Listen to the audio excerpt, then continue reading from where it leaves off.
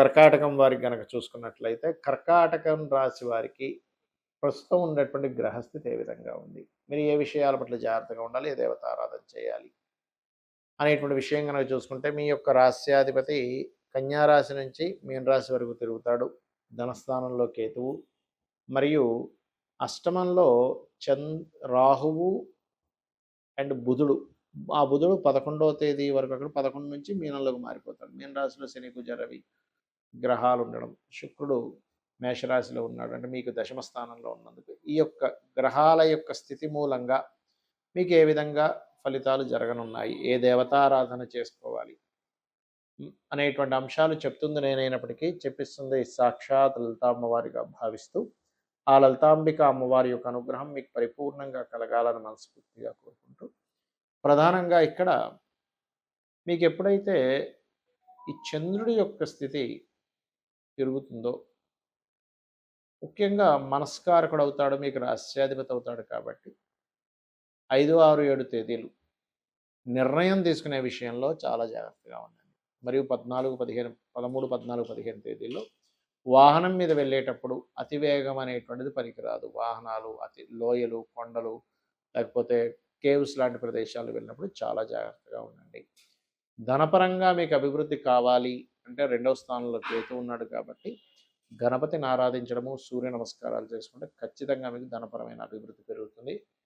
11వ తేదీ నుంచి ఏ అగ్రిమెంట్స్ చేసుకున్నా 11వ తేదీ లోపలే చేసుకోండి. ఇన్వెస్ట్మెంట్స్ కానీ అగ్రిమెంట్స్ కానీ 11వ తేదీ నుంచి బుధుడు పాపగ్రహాలతో చేరుతూ నీచి పొందుతున్నాడు కాబట్టి, మరియు ఎప్పటి నుంచో ప్రాపర్టీ కొనుక్కోవాలనుకునేటువంటి వారికి కొంతవరకు ప్రాపర్టీ కారకుడు వెళ్ళి శుక్రుడు మనకి మేషరాశిలో ఉన్నాడు కాబట్టి తన స్థానాన్ని తను చూసుకుంటున్నాడు కాబట్టి, ఫ్యాషన్ రిలేటెడ్ రంగాల్లో ఉండేటువంటి వారికి, లేకపోతే ఫ్యాషన్ రిలేటెడ్ సంబంధించిన నేర్చుకోవడానికి అనుకూలంగా ఉంది. ప్రాపర్టీస్ కూడా లభిస్తాయి చెప్పాలంటే.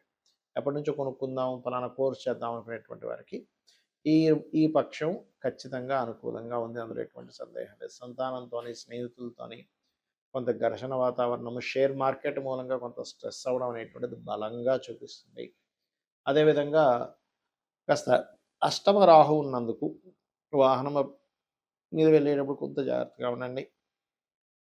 డాక్యుమెంట్స్, ముఖ్యంగా డాక్యుమెంట్స్ రిలేటెడ్ సంబంధించిన విషయంలో కొంత మాయ జరగనుంది. మీకు ఇచ్చిన డాక్యుమెంట్స్ సరైందా కాదా కూడా చూసుకోండి. ఇక మీరు నిత్యము చేయవలసినటువంటి దీపారాధన ఏమిటి అని చెప్పి చూసుకున్నట్లయితే, ప్రధానంగా మీరు చేయవలసినటువంటిది సుబ్రహ్మణ్యేశ్వర స్వామి యొక్క ఆరాధన చేయండి. మరియు 5, 6, 7 తేదీలు, 13, 14, 15 తేదీలకి అసలు మెడిటేషన్ ఎక్కువగా చేయండి. అన్ని విధాలా మీకు బాగుంటుంది. అంటే చాలామంది వాళ్ళ లైఫ్లో చాలా ఇబ్బందులు పడుతూ ఉంటారు.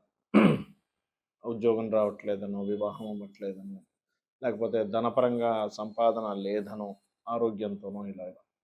అయితే అన్నిటికీ కూడా ఏమనుకుంటారంటే ఎల్నాడు శని నడుస్తుంది, అందుకే నాకు ఇలా ఇబ్బంది ఉంది, లేదా సర్పదోషం ఉంది, కాలసర్పదోషం ఉంది, సర్పదోషం కూడా కాదు, కాలసర్పదోషం ఉంది, అందుకే నేను ఎందుకు పనికి రాకుండా పోయాను అనుకుంటారు.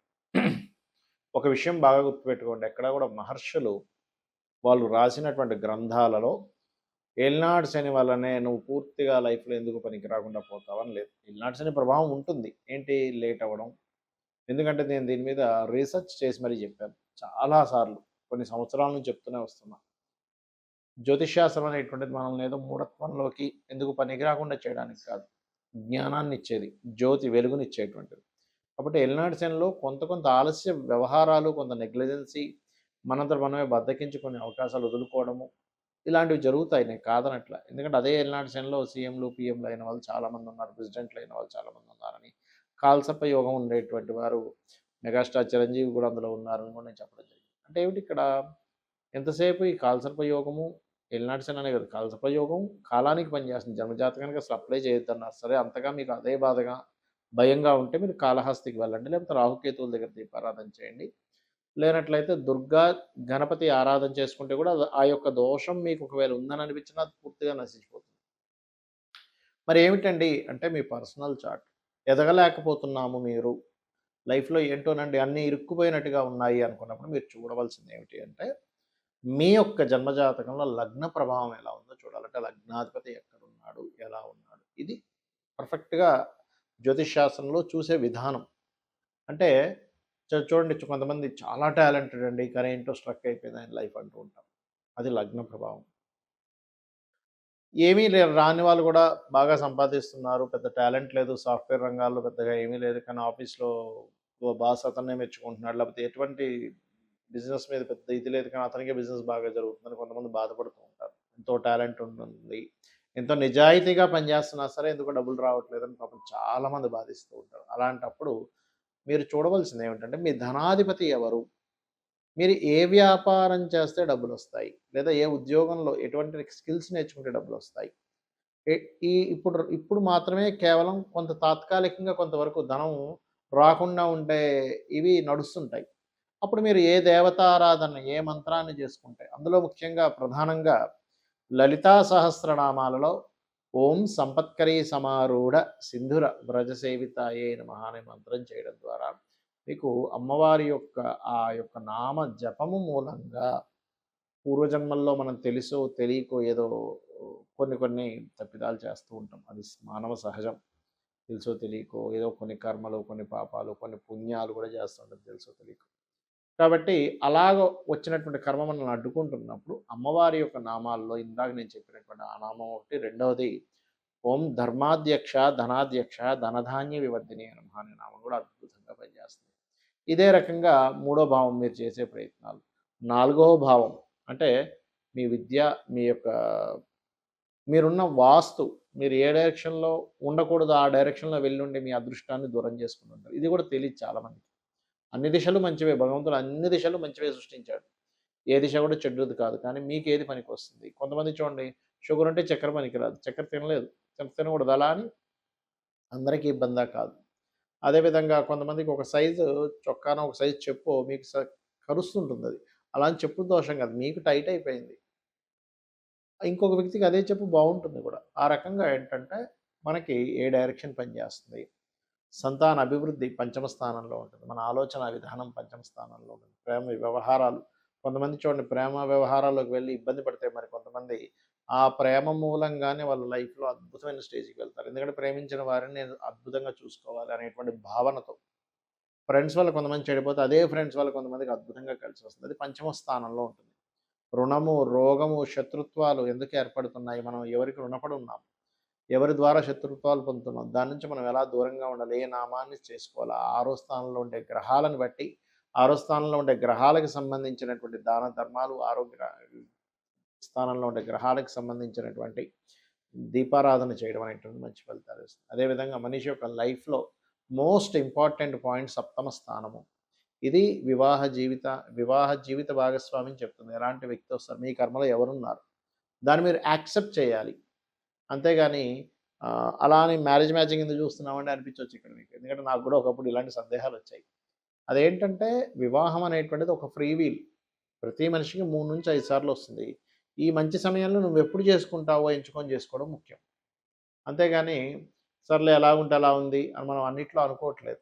ఎలా అయితే అలా సాగుతుందని ఎందుకు అనుకోవట్లేదు. ఏది పడితే అది ఎందుకు తినట్లేదు. అన్నం తినేటప్పుడు కూడా అందులో రాళ్ళున్నాయో లేవో చూసుకొని తింటున్నాం. రాళ్ళతో ఏదుంటే తినేస్తున్నామండి అనట్లేదు.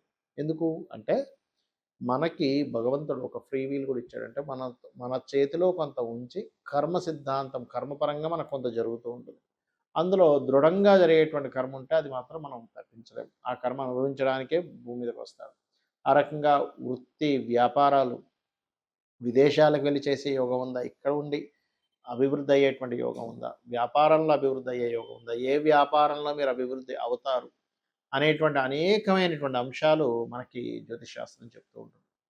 అయితే ఇవన్నీ ఒక ఎత్తయితే మనకి కొంతమందికి జాతకం రాసి ఉండదు. అంటే పూర్వీకులు వాళ్ళ వాళ్ళకప్పుడున్న అవగాహన, అప్పుడుండేటువంటి దీని పరంగా కొన్ని కొన్ని ఇళ్లల్లో వాళ్ళ డేట్ ఆఫ్ బర్త్ గాని, టైం గాని నోట్ చేయలేదు. అప్పుడేంటి పరిస్థితి? చక్కగా ఏమీ టెన్షన్ పడకుండా హ్యాపీగా ఉదయం నిద్ర లేచి కాలకృత్యాలు తీర్చుకొని దీపారాధన చేసి లలిత చదువుకోండి చాలు ఇంకేం అక్కర్లేదు.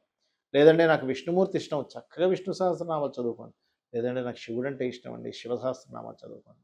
అంటే ఏదైనా ఒక సహస్రనామాలను మీరు కనుక రెగ్యులర్‌గా చేస్తూ ఉంటే ఆ యొక్క భగవంతుడు మనల్ని ఒక బిడ్డని తల్లి జాగ్రత్తగా పట్టుకెళ్తుంది చూసారా? చిన్న పిల్లగా ఉన్నప్పుడు అలా మనల్ని దగ్గరుండి తీసుకొని వెళ్తూ ఉంటాడు. ఈ యొక్క కర్మబంధాల నుంచి కానివ్వండి, ఈ యొక్క జీవుణ్ణి ఎలా దాటించాలో ఆయనకి తెలుసు.